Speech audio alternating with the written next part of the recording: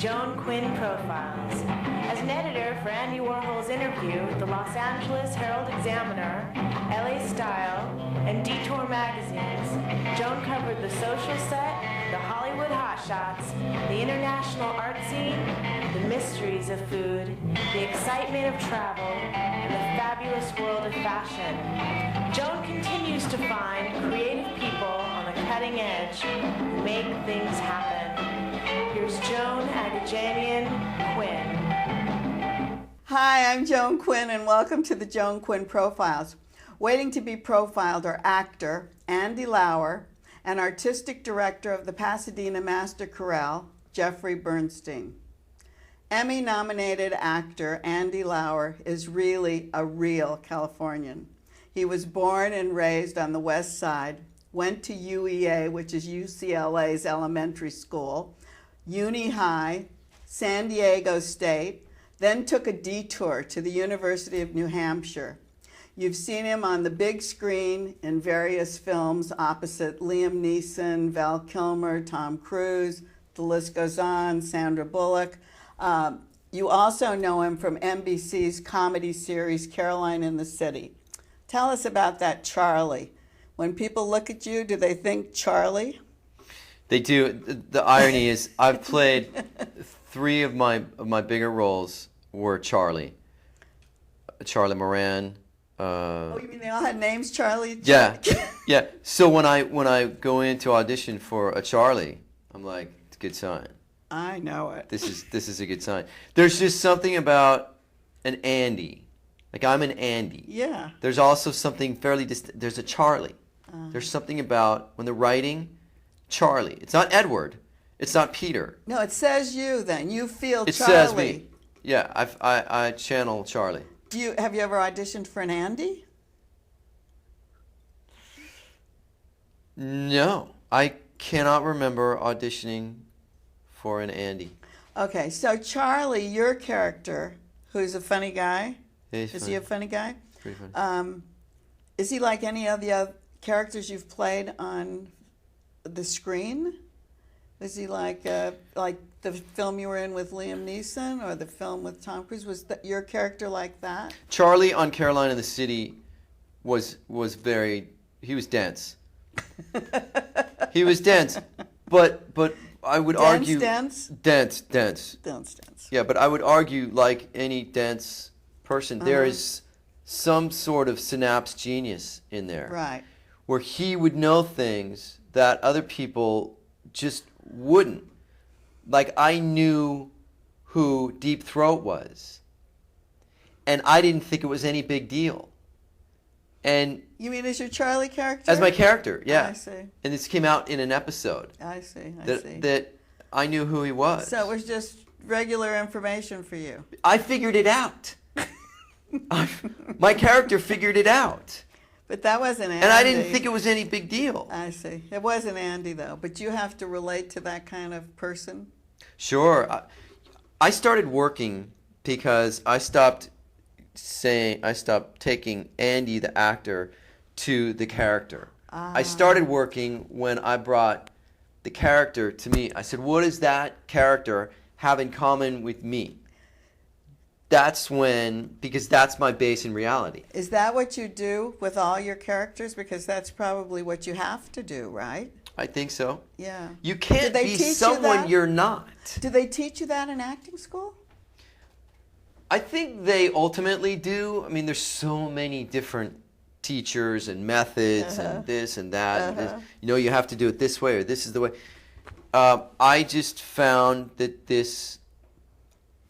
that's when I really connected early on as an actor, when I started bringing the character. But you figured that out yourself. I did. You figured that. So you're a West Side boy. Your parents have lived in the same house. They've been married for over 50 years. Yeah. So they must not have been in showbiz, right? My mom is. Is she? Yeah, Jeannie Van Damme. She's a stage actress. Oh, so she was. Yes. Because I would think that somebody that solid is not in the show business milieu. My mom hung it up for a while to raise 4 kids. Oh, she did. That was her That was her passion. That was her thing. Mm-hmm. And my dad's an attorney. I think there was the solid foundation. The father or the mother and father together? The mother and the father together. I'm not saying that you can't have a solid foundation as a single parent. But for me, for my world, my reality, it was, and we fought, it wasn't Ozzie and Harriet, but they persevered through time, and they acknowledged how you have to give up certain things, give and take. Right. So it's not a sacrifice. You're doing it because of the love of the family. You're giving this much, they're giving that much, and you're all working together. Yeah, marriage is certainly a sacrifice. But now I'm married 10 years. Well, that's good. It is. But was your mother influential in your going into, why didn't you become a lawyer instead of a Because actor? Dad, no, because...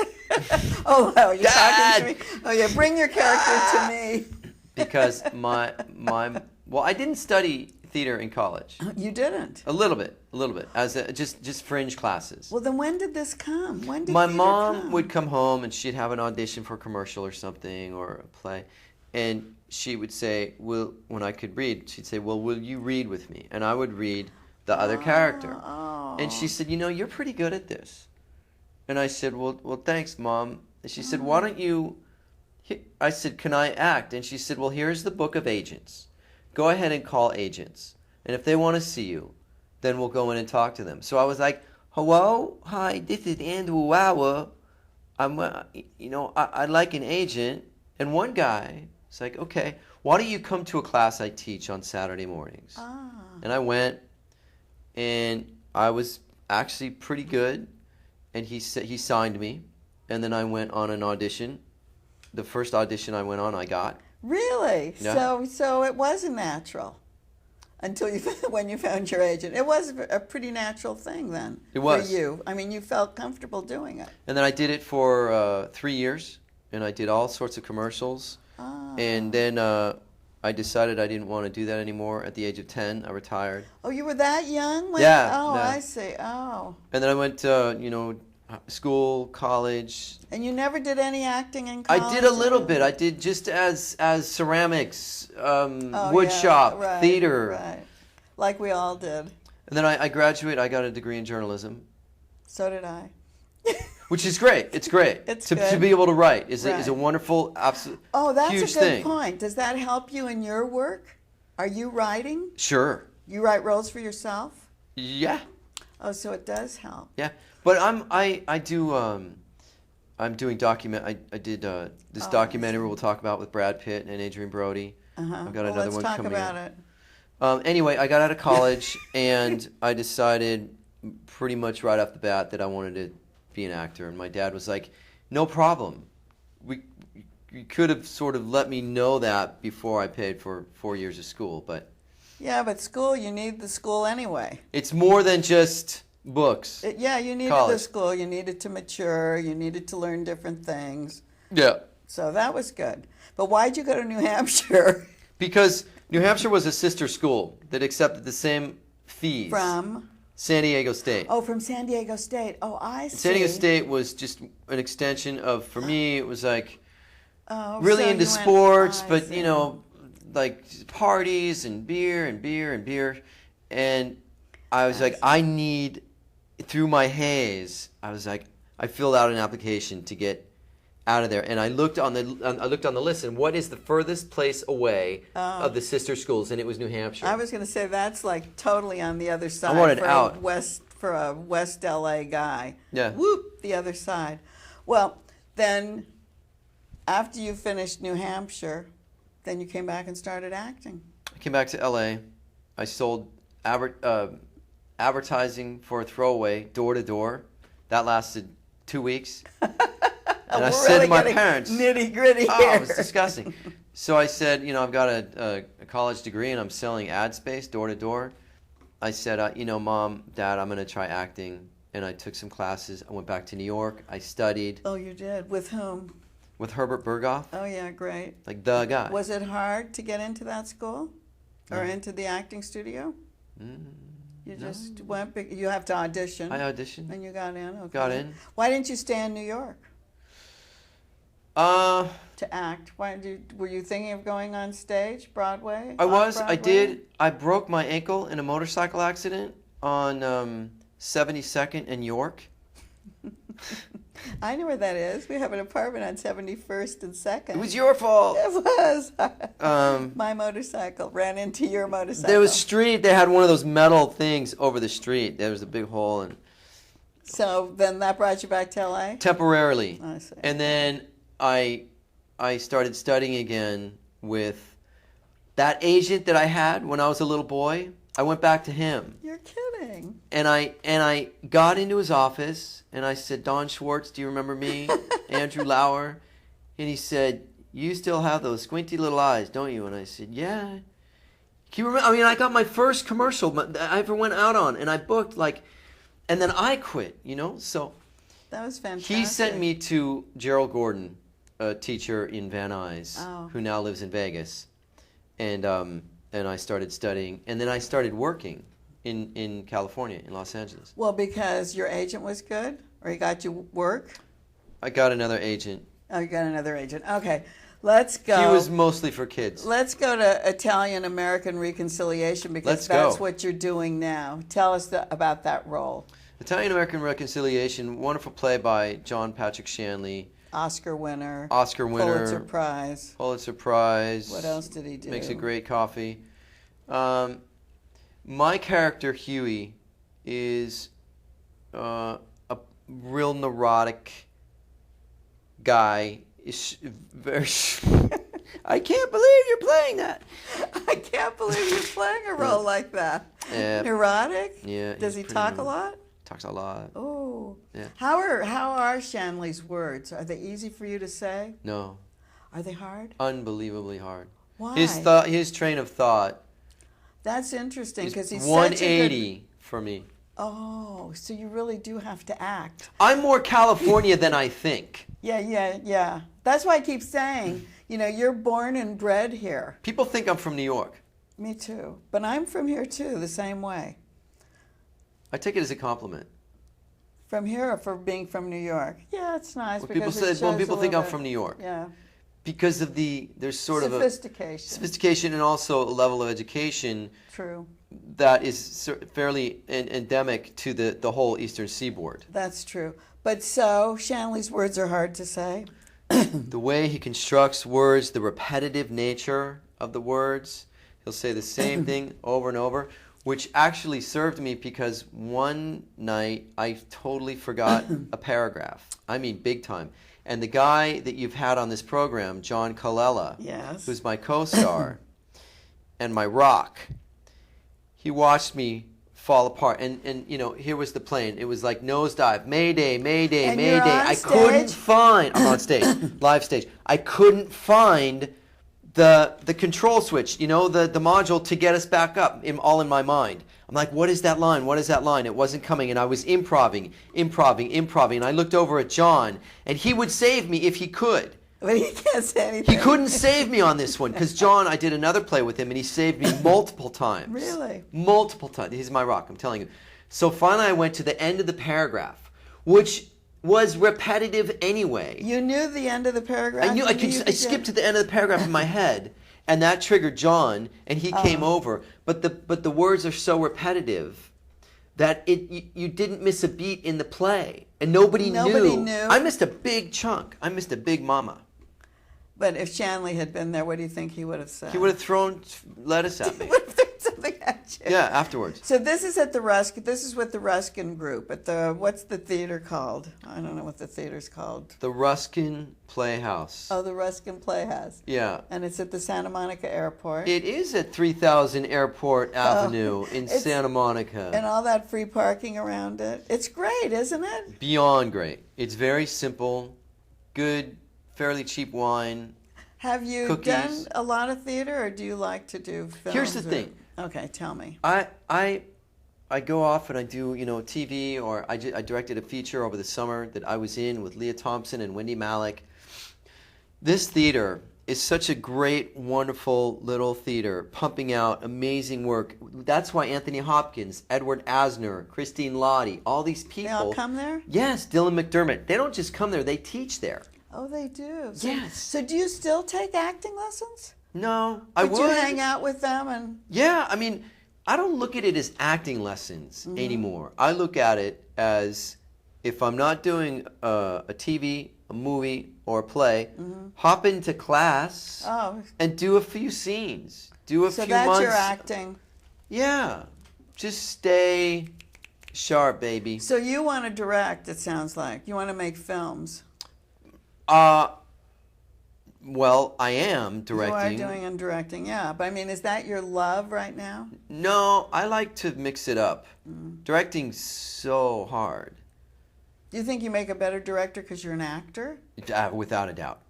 I think so, too. I'm not kidding. Without a doubt. Well, you have a great director in this play, Ray. Ray Allen has gone above and beyond. She's so good. She gets it. She gets it just intrinsically. She's been through years and feels it and lives it and breathes it. Is Italian. Oh, is too. But Shanley's not Italian. I mean, this is like Italian, this play. Shanley's an anomaly. Shanley, I believe, is an anomaly. It doesn't mean that a Greek can't write about a Jew or an Irishman can't write about it. But when you nail it, like Shanley does. He nails it. Well, Moonstruck, he won the Academy Award. Right. It's all Italian. Yeah, and he wrote this right after Moonstruck, didn't he? This play. I think Fairly he wrote soon it after. soon after. He has an Italian gene. Oh, he does. That's good. Well, you'll tell him that I will. when he comes out to see you. Thank you so much. Thanks a lot, Thank you. Andy. And don't go away. We'll be right back with musician Jeffrey Bernstein.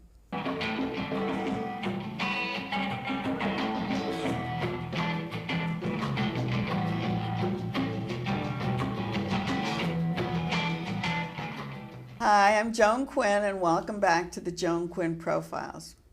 I'm here with singer, conductor, director of choral music, Jeffrey Bernstein, who grew up in New England and holds his music degrees from Harvard, Yale, and UCLA.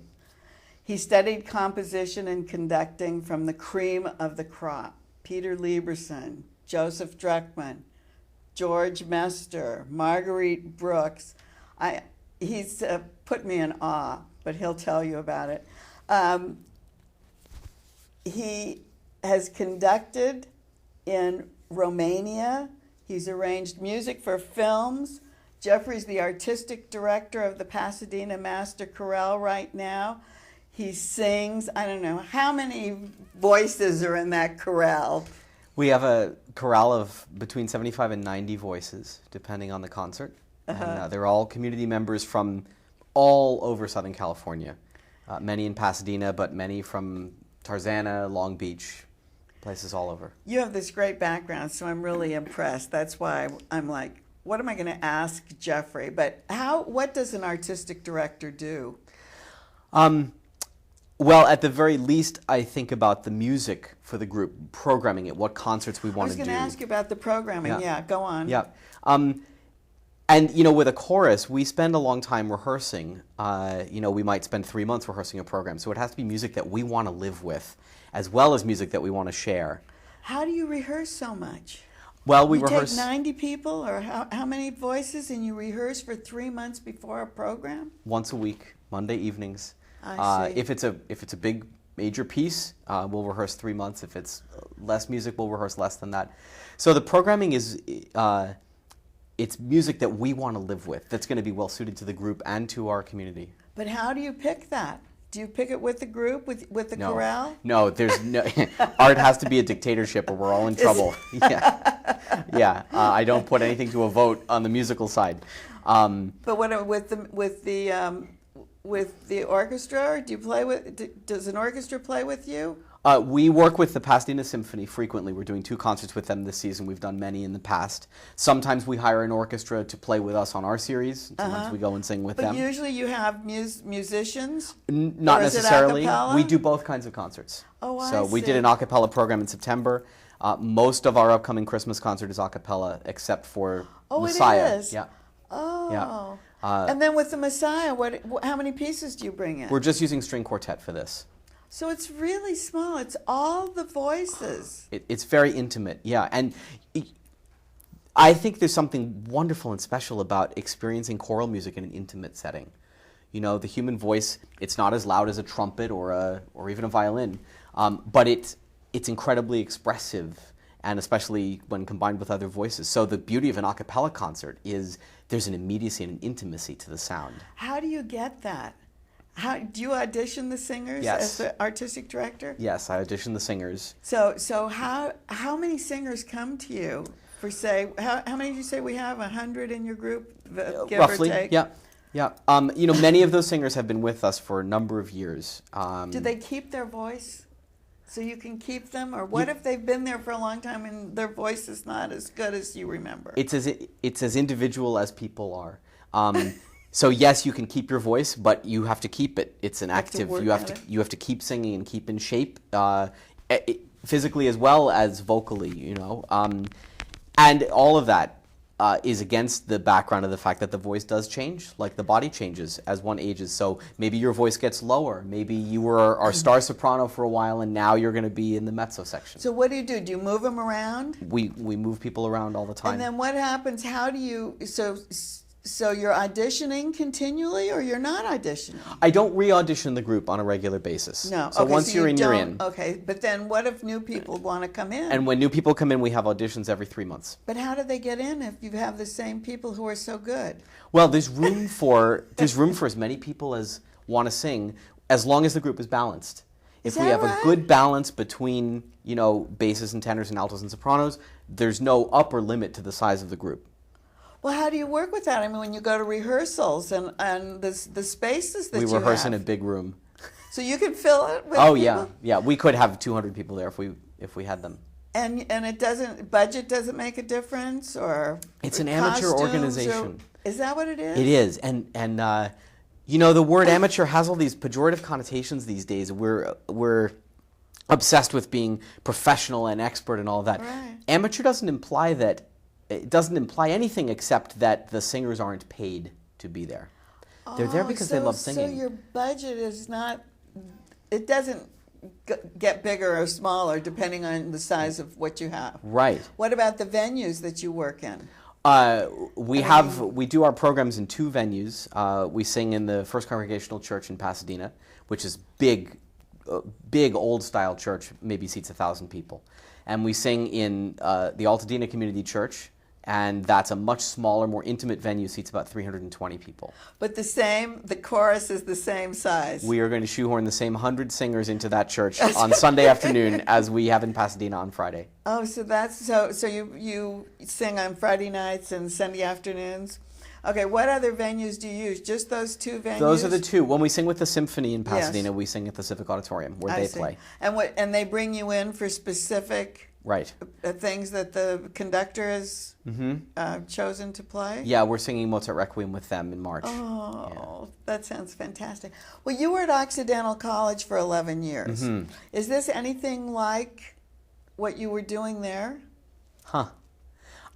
Well, sure. I mean, the basic essence of what I like to do is to take voices and make them sound unified. And to me, what's interesting about a choir is when it sounds like one instrument, and these 90 people come from their lives, and we work to sound as much like one another as possible. And that's true whether I'm working with students or that's a difference, because at Occidental you were with students, but you had an award-winning glee club. Now, what's the difference between a glee club and a choral group or a chorus? Are they all the same? There are so many names for them, and I mean, there might be some differences. Glee club really means a school chorus. And it's a word for a school chorus in this country. In any school, lower school, upper school, college. Right. We work with the Washington Middle School Glee Club from Pasadena, so that's another glee club. I see. And then as far as choirs go, I mean, there was the word choir, there's the word chorus, there's the word chorale. Yeah, what do they all mean? I think choir maybe implies a church setting, but there aren't. there aren't strict definitions that distinguish these terms. In Southern California, it's common that groups are called master chorales. Well, so that's when what we I named this group, we did that so that people would know right away what we do. That you're adults and you're singing together. That's right, exactly. I see, like the LA Master Chorale. We Exactly. know. And it's a little bit larger than yours, right? The LA Master Chorale has about 140 singers in it. Do you ever sing together? We do combine sometimes. For example, we were part of the Bienvenido Gustavo concert at the Hollywood Bowl. Yeah. And the LA Phil often puts together a large community chorus where they draw maybe a dozen singers from several choruses like ours, and then they augment that group with a bunch of singers from That's the LA what I Master meant. Chorale. We've done that a few times with them. Have you done that? But Yeah. LA Master Chorale is not amateur then. Most of their singers are paid. Yeah. So that's the difference between yours. Okay, Right. once you have your 100 singers, how do you line them up? Where do you put the different people? You know, it depends on the piece to a large extent. Does it? Do you switch them around? It does, and to how the group likes to work. If the group, like the Pasadena Master Chorale, has a lot of people in it who sight read well and who can learn the music, I like to sit, my favorite way is to sit alternating. Soprano, tenor, alto, bass, soprano, tenor, all the way around the room. Really? And the reason is we get a fantastic blend, you know, because all the parts are really interwoven in the space. Some pieces require other things, like we're doing a double chorus piece that Gabrielli wrote for St. Mark's Cathedral in Venice 400 years ago, and we're singing it from the two separate balconies in the Congregational Church in Pasadena. So I've divided the chorus into two choruses, and when we rehearse that piece, I send them to opposite ends of the room to get a sense of what it's going to be like when we're not standing next to each other. And there's nothing in the middle? Yep, we can do it alternated like that, or we can sing in sections. Or sing in When sections? we sing with the orchestra, we tend to sing in sections so that the sopranos are lined up with the violins and the basses are lined up with the cellos, and it reinforces the sound that way. I wondered about that, but each piece could be different, but when they're singing next to each other, does it confuse them? No. You're a singer, so you should know. I infinitely prefer singing next to people singing other parts because it lets me fit my part into the whole piece instead of just being surrounded by other people doing what I'm doing. Right. Yeah. Well, but when you're surrounded by people doing what you're doing, the conductor, I guess you're a conductor as a master chorale, of a chorale, and do you use a baton? Sometimes I do. Oh, you do? Yeah. What's the difference? Preference. To some extent, the difference is how large the group you're conducting is, because a baton is just easier to see than a hand. Oh, so if I'm see. conducting a group of 20 people, I usually won't use one, but if I'm conducting 80 or 90, I might. But you're the conductor, so you're supposed to be blending all these voices together, right? Yes, except that I can't. They have to meet me halfway. They have to be listening and modifying their sound while they go. Because I can't communicate to 90 individuals on the fly, you need to sing a little less, you need to sing a little more, you need to make this different sound. blend it, So yeah. that's really what we practice in rehearsal, is really listening and trying to make a unified sound. You do a lot of work. You went to Harvard. You do a lot of work with Harvard. You were associate director at Harvard, and you worked with Radcliffe in different things. Was it chorus as well? Yeah, they have 3 choruses there, a women's group from Radcliffe and the Harvard Glee Club, which is all men, and a mixed group. So there's a glee club. There is. That's the oldest one in the country. Glee, Yeah. but not chorus. They call it a glee club. But it's from a college, so maybe that qualifies. I see. So do you mix the two? They work together? They often did, yeah. Yeah. But as a singer, you were with the LA Master Chorale, so you're That's right. familiar with that, and Tanglewood. What did you sing? I've sung Beethoven's Ninth a whole lot. It's just a big popular piece that choruses do. But with LA, I've sung, I sang in the Tristan Project a few years ago, and I don't know, Belshazzar's Feast and Mahler 2, and lots and lots of pieces. What's your voice quality? Second tenor. So tell us the difference now. Well, soprano is the highest woman's voice, and alto is the lowest woman's voice. Tenor is the highest man's voice, bass is the lowest man's voice, and then ones are higher than twos. So you're middle, second I'm really in the tenor. middle of the men's section, yeah. And is there have to be a certain number of all those voices? It depends on the individual voices and the group. In general, I like to balance things like a pyramid if I'm conducting so that we hear more of the lowest sounds and a little less of the higher sounds. The higher sounds are easier to hear. So I like a group if it's a men's chorus that has some more basses in it than tenors. I see. And before we leave, you did vocals for a film. Yes, Slackers. And how was that? It was a blast. It was a blast. And I... Did you write the words? No. It's a Jason Schwartzman film. I'm sure a lot of people have seen it. And the director called me up and said, we want a parody. We want it to be like a somewhat geeky Glee Club is singing an arrangement of this Ace of Base tune called The Sign. So we talked about how to make it as geeky as possible, and we decided the best way to do it was to do it in the style almost of the Hallelujah chorus. So it's it's very square and very classical sounding, but it's this Ace of Base tune, words and all. So were you on the set and working with them and having a great time? Yeah. It was days before my daughter was born, and so I was with the cell phone in my pocket and writing the arrangement at the same time. And before we leave, very quickly, I know you founded the Martini Project. Right. What does that mean? It's a group of 4 of us, 4 men. Oh, you're in it. And I'm in it, and we sing Renaissance music and 20th century music. Oh, and the group takes its name from the Renaissance composer Johannes Martini. I got it. Okay. Though other implications are not unwelcome. All right, thank you. Thank you. Thank you very much for coming today. Thank you, Joan. It's been a pleasure talking with you. And keep writing to me at 777 South Figueroa, 44th floor, Los Angeles 90017. But email me as well, JAQUINN, the numeral 1, at AOL.com. And we'll see you next time on the Joan Quinn Profiles.